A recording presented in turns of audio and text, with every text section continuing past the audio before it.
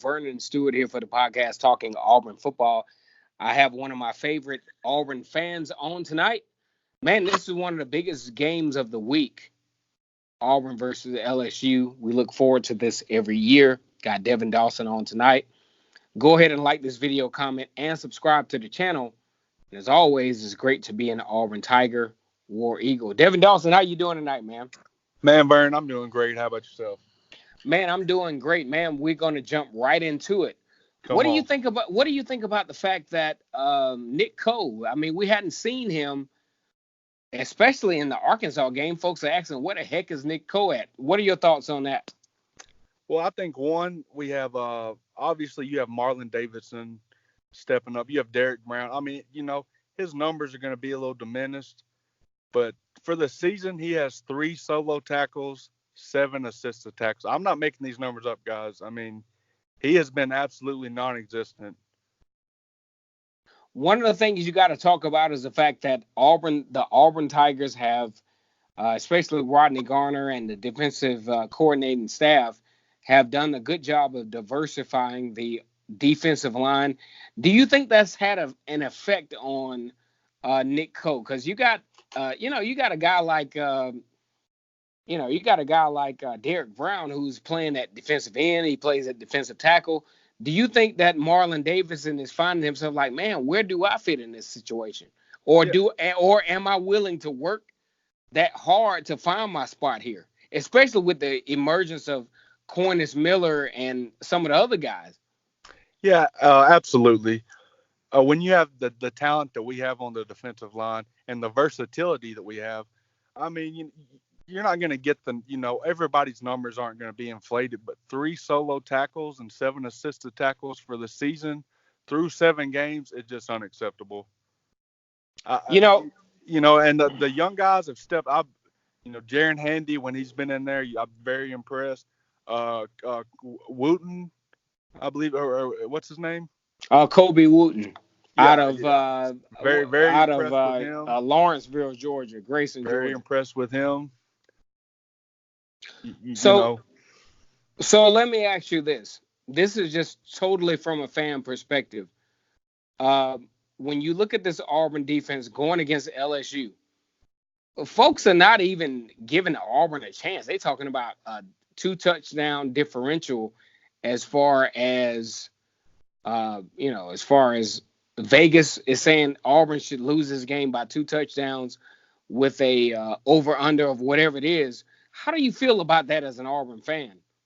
I think that's very unrealistic. With the defense and the depth we have, this will be the best defensive line, the best secondary, and the most athletic linebackers LSU has faced thus far. Now, on the other side of the ball, yeah, we have issues, but when Auburn gets in a rhythm, I mean, we got some fire now. So, I mean, LSU better be ready. And I'm not very impressed with LSU's defense so far. I mean, to go look at the box scores. People can score on LSU. Now So, let me so ask you. Now let me ask you this. With Boobie Whitlow being out and Auburn, pretty much business as usual against Arkansas with what they have.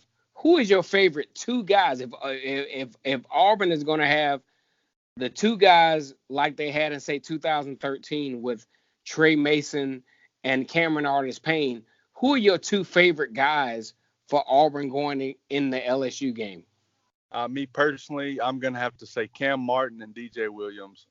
I really Okay. like how, Cam Martin has the experience. He's gained a lot of weight. He's still maintained his speed. And I mean, you just watch the tape. I mean, he fights for yards. He explodes to the hole. He's hungry. And DJ Williams is just a different animal. As a freshman, I completely trust him running the ball. He kind of reminds me in a way of like Trent Richardson. A big name to compare, so early, but yeah, that's who he reminds me of.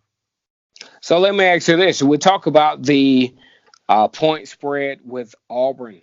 2 touchdowns.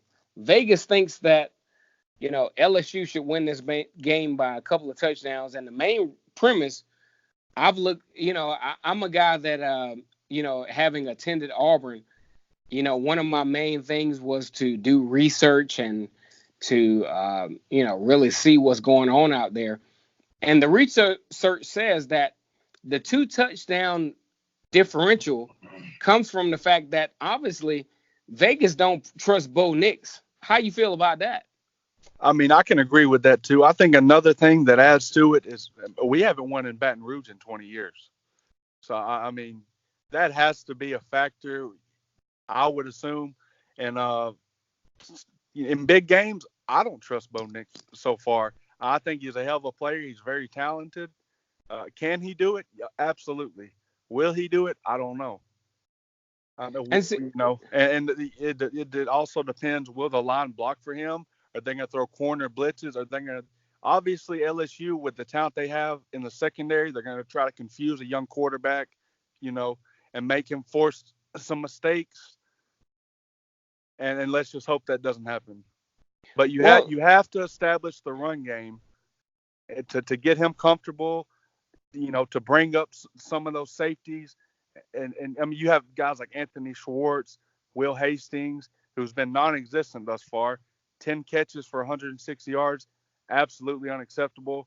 A lot of that due to Bo Nix, and some protection issues in some games. But when you have guys like that, if you can run the ball, those guys are going to get open, and that's just all there is to it. big time for the Auburn offense. Gus Malzahn, when he's able to run the football on an effective level, I think he does pretty well. And the thing that I loved about this Arkansas game that he gave a couple of guys a chance. You talk about Cam Martin, you talk about Malik Miller Joey and Gatewood. Joey Gatewood. I really like the fact that he played these guys in very questionable situations to where normally Gus Malzahn wouldn't put them in. Exactly. Do you think that Gus Malzahn is willing at this point, especially in his career with everything on the line? See, here's the thing. There's a lot going on here. Auburn has a lot in their hands. First, they have their own destiny in their hands, but they have the destiny of the Pac-12. I'm going to tell you why. If Auburn can manage to win this game against LSU, you talking about Oregon all of a sudden is saying, you know what? That loss to Auburn ain't quite as bad. Exactly. So what Exactly. do you think about that, Devin Dawson, as a fan? Because this is a fan-based perspective interview here. Yeah, to answer your question, I think he has to open up and play those guys. J.J. Wilson, I believe, scored a touchdown or made a big play, if I recall. He scored a touchdown, Yeah, he baby. scored a touchdown. Sean Shivers scored a touchdown. DJ Williams was very productive. Harold Joyner was Malik Miller done some good things. Cam Martin, obviously, with the 52-yard run, basically to Oh my open the goodness, game. great, I great mean, run. and those are fresh legs. Booby Whitlow couldn't do that. No, no, that I ain't trying to be funny, but he with, didn't. with He didn't do Booby, that. that's a 20 to 25 yard run. As Right. bad as much as I'm high on Booby, Me but too. but for the scheme that Gus Malzahn runs, you have to have speed. You have to have a bulldozing back like Harold Joyner. And Yep. Malik Miller, he's more of a screen wheel route type guy, but he's a good Mm-hmm. blocker, very good Yep. blocker. You know,